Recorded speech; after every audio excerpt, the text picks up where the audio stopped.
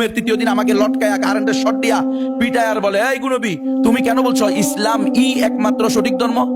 তো আমি বললাম, এটাই তো আল্লাহর বিধান, ইন্না দীন ইনদাল্লাহিল ইসলাম। কে আমাকে বলে কি জানেন, এই বেটা তুই জানোস না দেশ চলে গণতন্ত্র দিয়ে, আর গণতন্ত্রের নিকটে সকল ধর্ম সমান, তোকে বলতে হবে সকল ধর্ম সঠিক। আমি বললাম, যদি এই জন্য আনেন তাহলে করস ফায়ার সালাম, কারণ সকল ধর্ম সঠিক বলে নাস্তিক হয়ে বাঁচার চেয়ে একমাত্র সঠিক ধর্ম ইসলাম বলে শহীদ হয়ে যাওয়া হাজার গুণে উত্তম।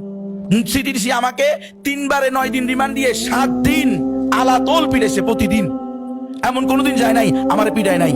সিটিডিসির এই 1 নম্বর টিমের প্রধান ইমরান, সে বলতো, গুনবীরে এমন ভাবে মারবি যেন আমি এসে দেখি তাকে হাসপাতালে নিতে হবে, এই অবস্থা তাকে রাখবি। সে নিজে আমার পিটেছে। সিটিডিসির প্রধান আসাদুজ্জামান, সে নিজে আমাকে 2 দিন আমার 2 হাতে 4টা করে 8টা বাড়ি দিছে। আমি বললাম, আমার অপরাধ কি? তোর অপরাধ তুই জানোস না? তোর বাপে কি করে? আমি তো, আমার আব্বা কৃষক। ও তুই কৃষকের বাচ্চা, তুই কৃষকের বাচ্চা এত জোরে জোরে কথা বললি কে? এ কথা আমার বিরেছে।